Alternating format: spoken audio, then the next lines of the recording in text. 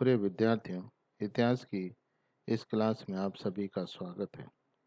आज हम बात करेंगे प्राचीन भारतीय इतिहास के स्रोत की। प्राचीन भारतीय इतिहास के स्रोतों का अध्ययन करने के लिए पूर्व में हमने परिचर्चा की और उस परिचर्चा में हमने जाना कि प्राचीन भारतीय इतिहास स्रोतों को कितने खंडों में विभक्त किया गया और इतिहास जानने में साहित्यिक स्रोतों का क्या योगदान था। आज हम बात करेंगे पुरातात्विक स्रोतों की। भारतीय इतिहास जानने में पुरातात्विक स्रोतों का क्या महत्व है और पुरातात्विक स्रोत कौन कौन से होते हैं। सबसे पहले बात करते हैं पुरातात्विक स्रोत कौन कौन से हैं। पुरातात्विक स्रोतों को मुख्यतः अभिलेख, स्मारक अथवा भग्नावशेष, मुद्रा, कलाकृति और मिट्टी के बर्तन अथवा मृद भांड इन श्रेणियों में विभक्त किया जाता है। प्राचीन भारतीय इतिहास जानने में सबसे अधिक और महत्वपूर्ण अथवा प्रमाणिक जो स्रोत हैं वो पुरातात्विक स्रोत और उसमें भी अभिलेख हैं, क्योंकि अभिलेख समसामयिक होते हैं। जिस राजा अथवा राज्य के विषय में बात की जा रही है वो उससे पूर्ण रूप से जुड़े हुए होते हैं। इस कारण से इतिहास जानने के ये सबसे महत्वपूर्ण स्रोत माने जाते हैं और इतिहास की सटीक जानकारी भी ये उपलब्ध कराते हैं। अभिलेख से हमें राजा की व्यक्तित्व, राज्य की सीमाओं का विस्तार, राज्य की राजनीतिक स्थिति इत्यादि संपूर्ण जानकारियां प्राप्त होती हैं और इसी महत्व को स्वीकार करते हुए रमेश चंद्र मजूमदार ने अभिलेख के बारे में लिखा कि अभिलेख समसामयिक होने के कारण अधिक विश्वसनीय एवं प्रमाणिक है। अभिलेखों के अलग अलग स्थानों पर लिपिबद्ध किए जाने के परिणाम स्वरूप उनके स्वरूप के आधार पर उन्हें हम अलग अलग भागों में विभक्त करते हैं। शिला पर लिखा गया अभिलेख शिलालेख कहलाता है। स्तंभ पर लिखा गया अभिलेख स्तंभ लेख कहलाता है। ताम्रपत्र पर लिखा गया अभिलेख ताम्रपत्र अभिलेख कहलाता है। मूर्ति पर लिखा गया अभिलेख मूर्ति लेख कहलाता है। इस तरह से अभिलेख हमें प्राचीन भारतीय इतिहास और उसका प्रमाणिक स्रोत दिखाई देता है। अभिलेख मूलतः पाली, प्राकृत और संस्कृत भाषा में लिखे गए, लेकिन कुछ अभिलेख तमिल, मलयालम, कन्नड़, तेलुगु भाषा में भी लिखे गए। अभिलेखों में अधिकांशतः ब्राह्मी लिपि का प्रयोग किया गया। कुछ अभिलेख खरुष्टी लिपि में भी लिपिबद्ध किए गए। सबसे अधिक अभिलेख हमें मौर्य शासक अशोक के काल के प्राप्त होते हैं, जो अधिकांशतः ब्राह्मण लिपि में लिपिबद्ध किए गए हैं, जिसको पढ़कर हमारे सामने स्पष्ट करने का कार्य इतिहासकार जेम्स प्रिंसेप ने किया था। अभिलेख तत्कालीन धर्म, राजत्व के आदर्श पर भी प्रकाश डालते हैं। अशोक के अभिलेखों को दो भागों में विभक्त किया गया था, एक था सरकारी और दूसरे थे निजी क्षेत्र के अभिलेख। इन अभिलेखों के अतिरिक्त या अशोक के अभिलेखों के अतिरिक्त समुद्रगुप्त का प्रयाग प्रशस्ति अभिलेख, कलिंग राजा का खारवेल का हाथी गुहा अभिलेख, गौतमी बलश्री का नासिक अभिलेख, रुद्रदामन का गिरनार अभिलेख, स्कंदगुप्त का भीतरी स्तंभ अभिलेख, चंद्रगुप्त द्वितीय का मेहरुली का लो अभिलेख, चालुक्य नरेश पुलकेशन द्वितीय का अहलोल अभिलेख, प्रतिहार नरेश मिहिर भोज का ग्वालियर प्रशस्ति अभिलेख, बंगाल के शासक विजय सेन का देलपाड़ा अभिलेख महत्वपूर्ण अभिलेखों की श्रेणी में आते हैं। अभिलेखों के बाद प्राचीन भारतीय इतिहास को स्पष्ट या जानकारी दिलाने में स्मारक और भग्नावशेषों का भी अपना महत्वपूर्ण स्थान है। प्राचीन भारतीय इतिहास में भग्नावशेष और स्मारक, जिनका हम सावधानी पूर्वक निरीक्षण कर इतिहास की पर्याप्त जानकारी प्राप्त कर सकते हैं। स्मारक और भग्नावशेष राजनीतिक स्थिति पर प्रकाश तो नहीं डाल पाते, किंतु धार्मिक, सामाजिक, आर्थिक और सांस्कृतिक जानकारियां हमें उपलब्ध कराने में सफल होते हैं। प्रत्येक काल के स्मारक और भवनावशेष उस काल की शैली, उस काल के धर्म के बारे में हमें स्पष्ट जानकारी प्रदान करने में सहायक सिद्ध होते हैं। प्राचीन स्मारक तथा कृतियों में प्राचीन भारत का अध्ययन करने के साथ साथ काल निर्धारण में भी हमें सहयोग प्रदान करते हैं। प्राचीन काल के महलों और मंदिरों की शैली उस समय की वास्तुकला पर भी प्रकाश डालती है।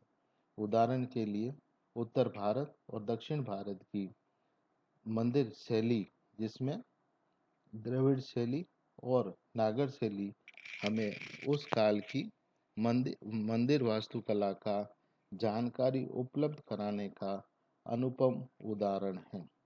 इसी तरह से हड़प्पा और मोहनजोदड़ो में प्राप्त भवनेश या अवशेष हमें सिंधु घाटी सभ्यता की संपूर्ण जानकारी उपलब्ध कराते हैं।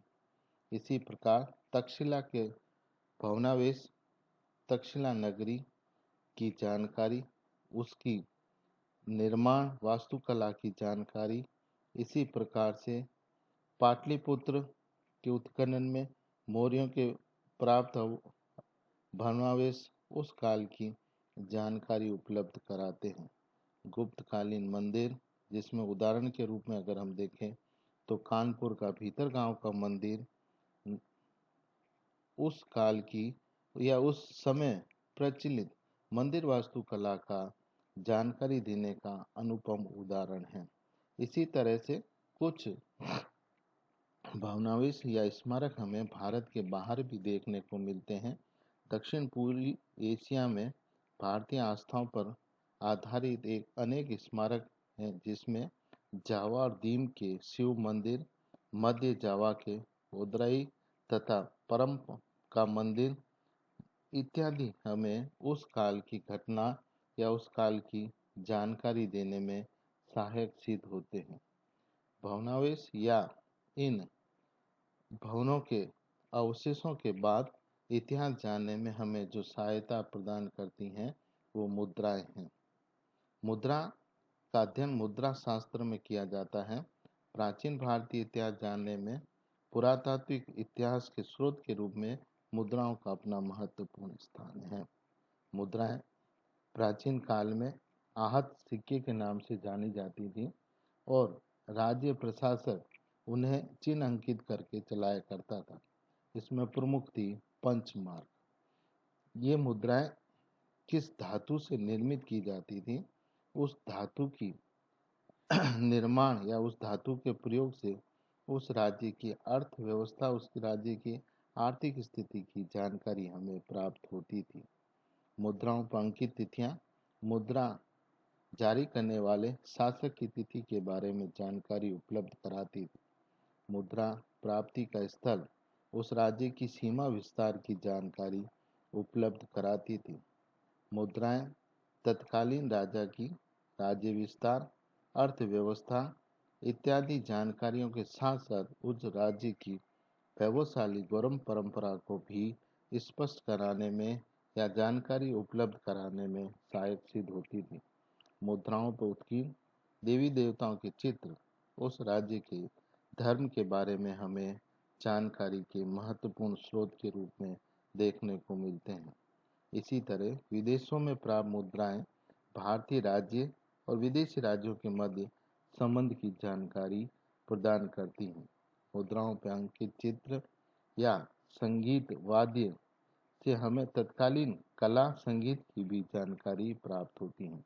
इस तरह मुद्रा प्राचीन भारतीय इतिहास जानने के एक बहुत ही महत्वपूर्ण स्रोत है।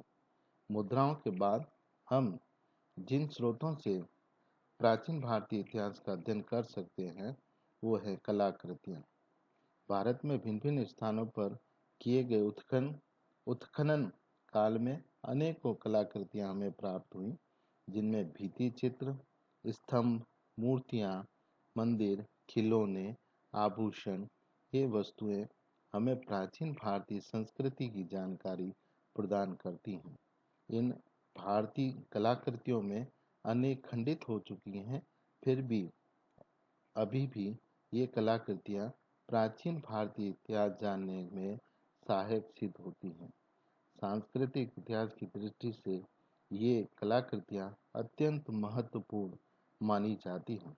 सिंधु घाटी में प्राप्त खिलौने, मूर्ति, आभूषण, इसी प्रकार से अशोक के स्तंभ लेख, बौद्ध प्रतिमाएं, मंदिर के भवनावेश, तांबे की मूर्तियाँ, कांसे की मूर्तियाँ, अजंता एलोरा की गुफाएं, ये भित्ति चित्र, ये संपूर्ण भारतीय इतिहास जानने में सहायक हैं।